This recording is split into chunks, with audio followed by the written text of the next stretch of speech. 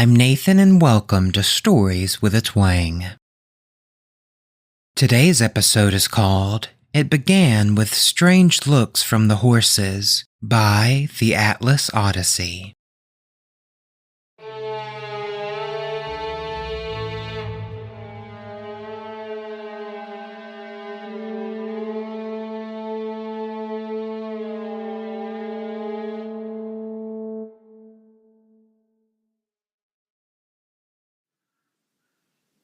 There's a strange evil in this valley. I know that now.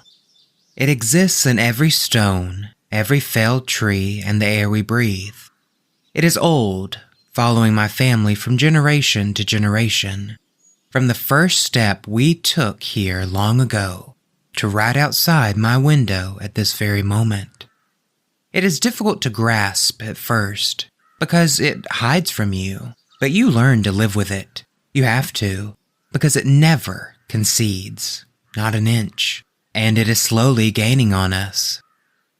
When Dad still walked, he used to take me on hunting trips.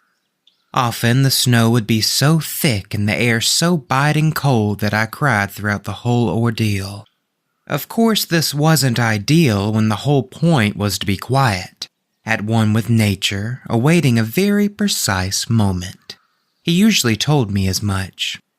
"Ain't much room for people like us anymore," he said one particular morning.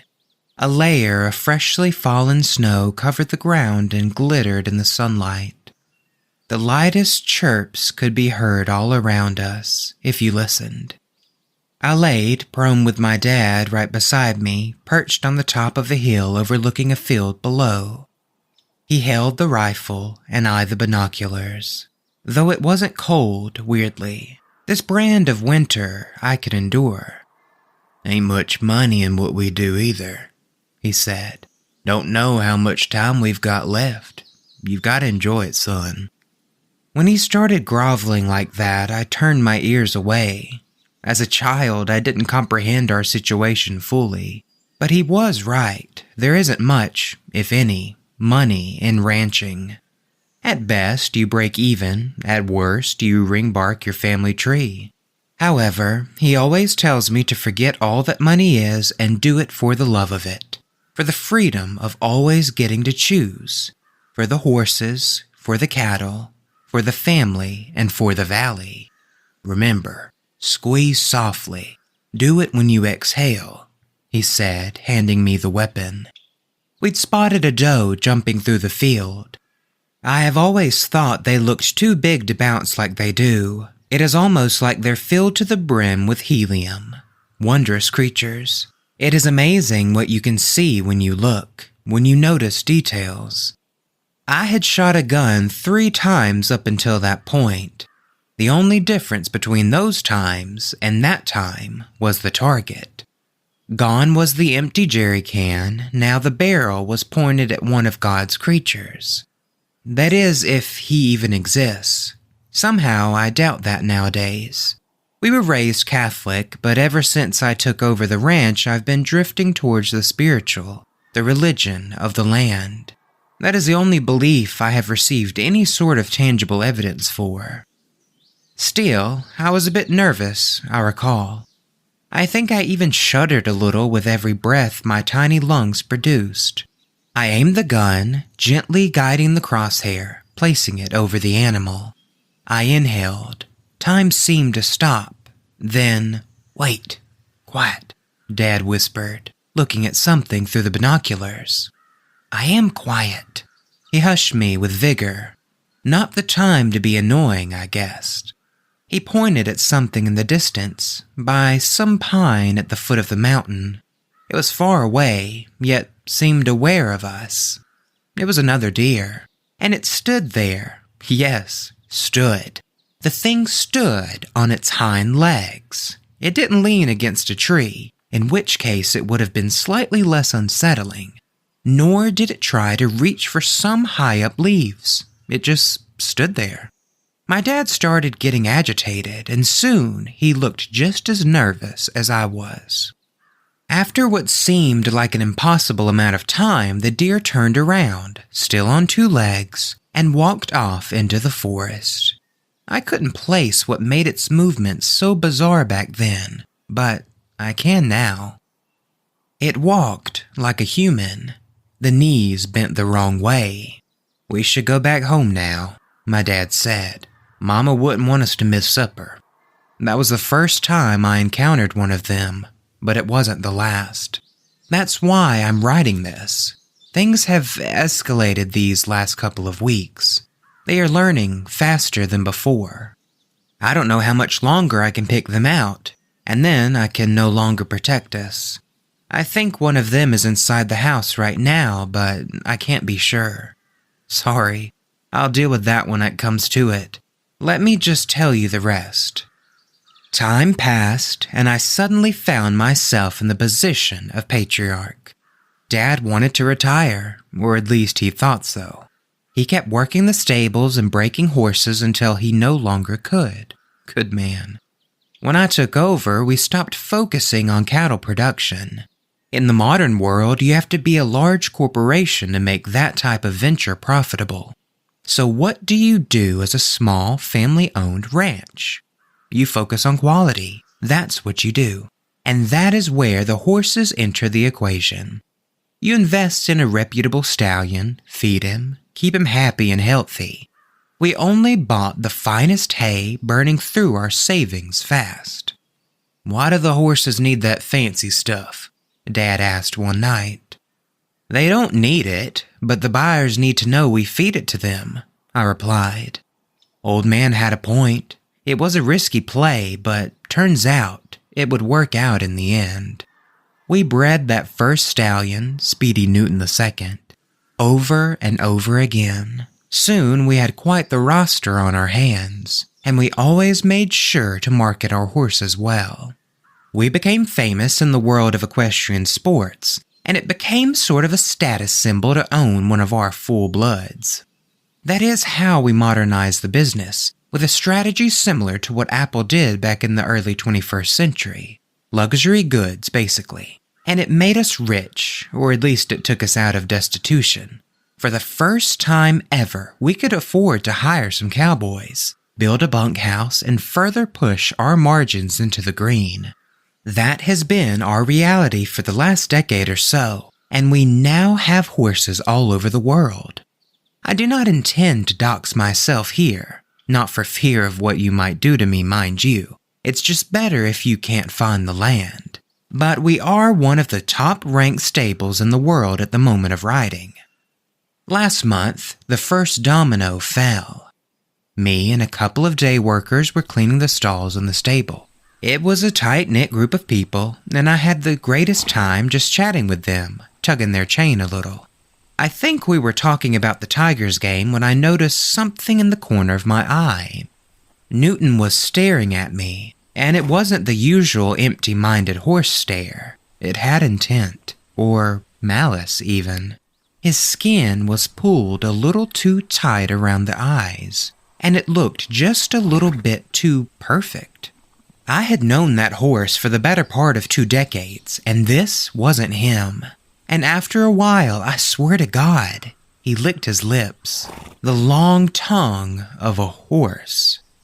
I felt so creeped out by the fact that I decided not to tell any of the cowboys about it. They were a superstitious kind, no need for any extra friction in the bunkhouse. After we wrapped up, I started making my way back to the house. During that walk, it struck me that something else was off about Newton. The eyes. Despite the outwardly likeness between a horse's eyes and a human's, they are quite different, especially in context. And he had stared at me with human eyes. I went back to the stable to make sure my mind wasn't playing tricks on me, despite the growing anxiety I felt. When I turned on the lights, he was nowhere to be found. Our most prized possession, gone in an instant. A cowboy found his skin later that week, hanging from a branch deep in the forest. Dad knew. I knew. But we didn't tell the workers that. To them, this was the doing of rival ranchers or thrill seekers or whatever. So they remained calm, but in the main residence, behind closed doors, unrest grew. I had told my dad about the encounter in the stable, and we came to the only logical conclusion. It wasn't like that deer all those years ago. No, they were adapting, learning, becoming a threat.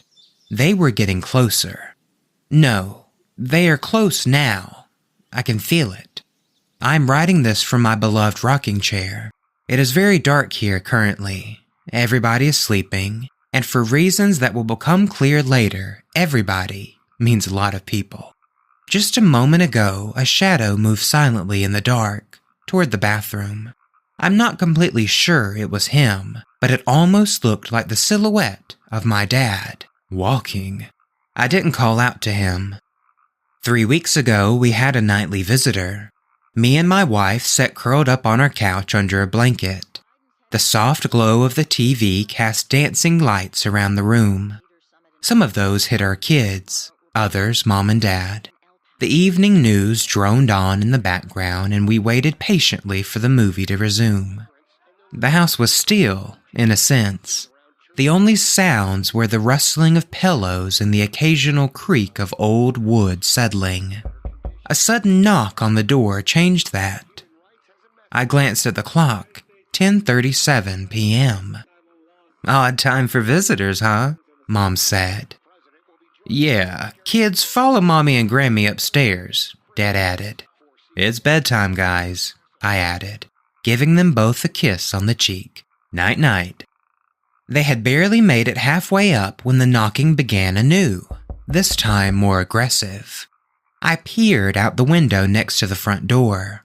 There was a figure standing out on the porch, cloaked in the dim light of a lantern outside. He looked almost ordinary, dressed in a worn flannel shirt and jeans. Maybe a drifter or trucker down on his luck, I thought. But there was something off about the way he stood. Too still, too deliberate. I unlocked the door and cracked it open slightly, making sure to keep the chain on. "Can I help you?" I asked, trying to keep my voice steady. The man smiled, but it didn't reach his eyes. "Sorry to bother you, sir. My car broke down around the bend and my phone's dead. Can I borrow yours to call for help?" "Where's your car?" I remember asking, thinking that the sooner I helped him, the sooner he'd be gone. "Just over there," he said, pointing vaguely into the darkness. No car. Strange. I must have walked farther than I thought." His request seemed reasonable enough, yet something felt wrong. There was an imminent danger, I knew it. His eyes, dark, seemed to bore into me and his smile never wavered. "Just a minute, buddy." I closed the door and went to retrieve my phone. While on the move, I grabbed one of the rifles hanging on the wall and handed it to my dad. Even though he was wheelchair-bound, he was still apt with a gun in his hands. When I started making my way back to the door, I saw the handle start shaking. I ran to open it. "Hey man, take it easy." My voice faltered a bit. He didn't say anything, so I just handed him the phone. The man stepped forward, and as he did, the light from the hallway illuminated his face more clearly.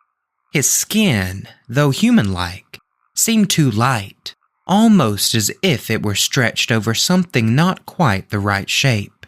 There was a slight unnatural sheen to it, like newt. "Thank you," he said, his voice a touch too practiced. As he dialed, he glanced at me, eyes flickering over my face, studying me. I felt an intensive urge to back away. The air around him felt changed, oppressive. "Got through," he said, handing the phone back. "Help's on the way." I nodded. "Good. That's good." "Mind if I wait inside? It's pretty cold out here." It was cold indeed. I noticed my breath fog in the night air, but his remained clear, unaffected. At that moment, I remember wishing that my dad would take charge, just like he used to when I was a kid. Maybe just shoot the guy, but this was my responsibility now. "I'm sorry," I said, trying to keep my voice firm. "I can't let you in. You can wait on the porch if you'd like." His smile faltered for just a moment, a flicker of something dark passing over his expression. "Of course." I started closing the door, but he put his foot down before I could react. His eyes looked crazed, more like a deer's than a human's, and the fingers he put around the doorframe were crooked, bent in subtly awful angles. "You got kids in there?" he asked, this time with a tinge of desperation. "No, but I do have a gun." The man noticed my father. He took a long look at him, his smile started creeping back, and he calmed down yet again. He combed his hair with his hands. "I'll just wait out here. Thank you." I slammed the door shut, locking it, engaging the second chain. Through the window, I watched as he tried the door a couple more times. Then he stood there, far too still for far too long. Finally, he turned and walked off into the night, his movements too fluid, too alien. It all left an indelible mark of dread.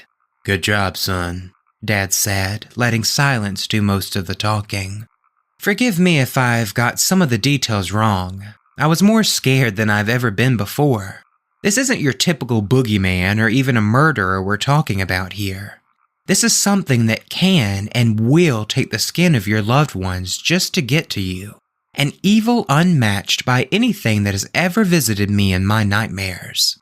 Now, there are tales about them. Stories that have existed ever since people first stepped foot on the continent. Hushed words spoken around midnight campfires. You aren't supposed to let them hear you talking about them. That is an invitation.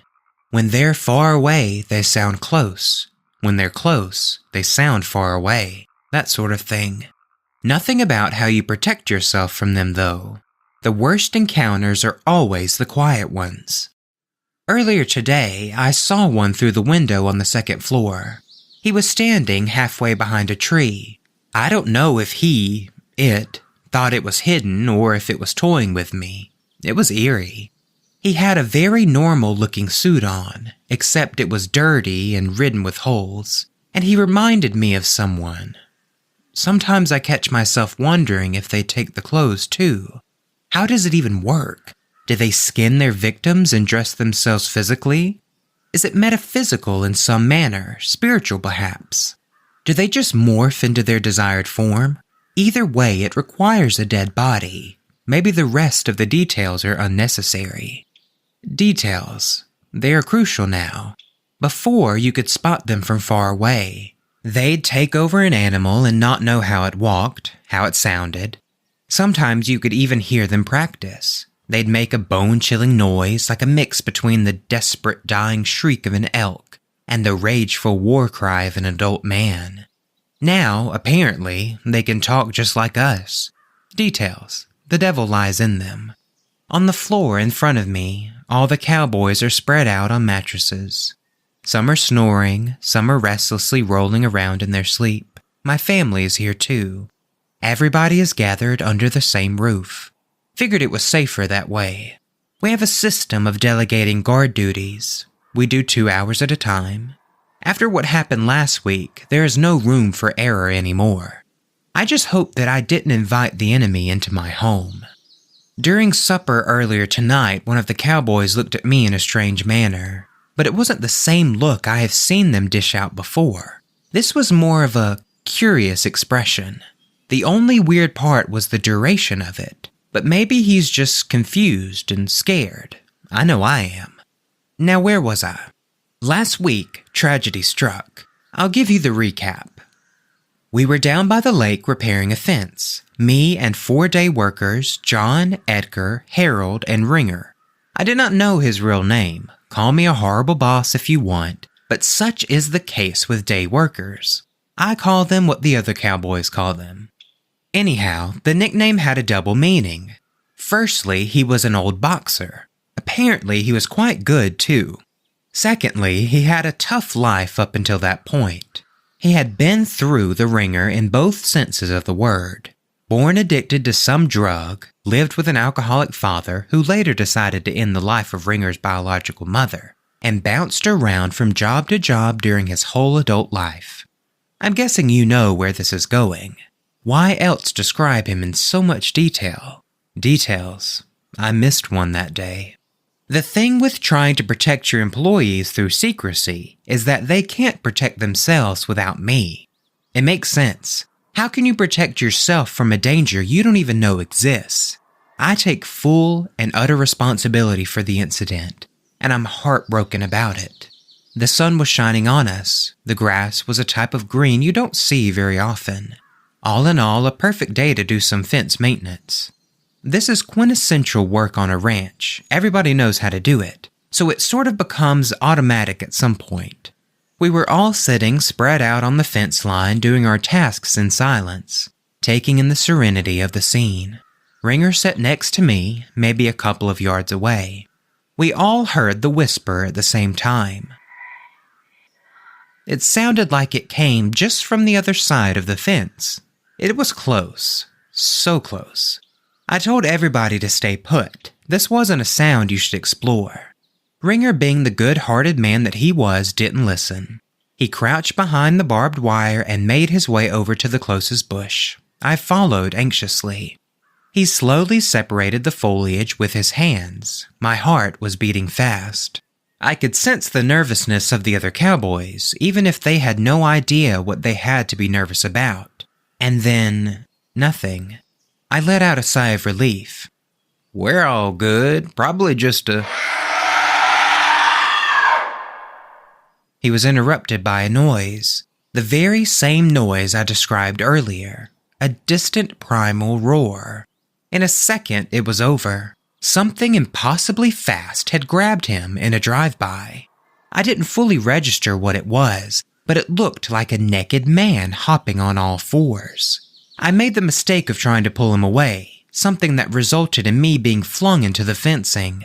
The pain of being wrapped in barbed wire, let me tell you, is something not even whiskey will fix. But yeah, he was gone. Disappeared into the forest. Put through the ringer one last time. Now that I think about it again, I think that was why I recognized the man in the suit. He kind of looked like Ringer. They're toying with us. I can feel the effects of it too. I'm paranoid. I see patterns that may not even be there. As I sit here, I've compiled a list of all the times this last week that someone has been isolated from the group. I've interviewed everyone, noting their schedules.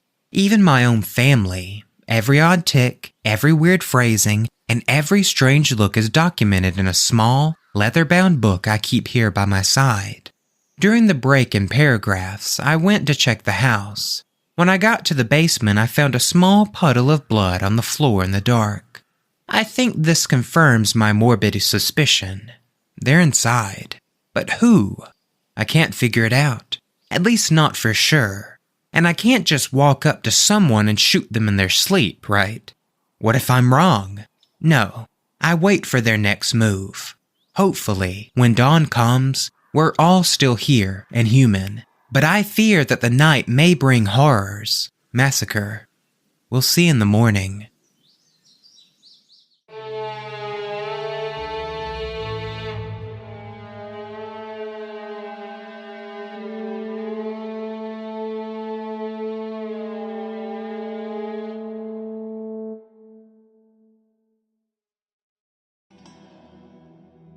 Alright everyone, that's it for this week's story. I would like to give a giant thank you to this week's author, TheAtlasOdyssey, for letting me read this amazing story on the show. If you have any stories you would like me to read, you can send them on over to storieswithatwang@gmail.com. The show is on Facebook, Instagram, and YouTube at Stories with a Twang Podcast. You know, it would mean an awful lot to me if you could rate and review the show wherever you listen. And don't forget to like and subscribe on YouTube as well. It could really help the show grow. I hope you all have a wonderful week, and until next time, remember that a little twang goes a long way.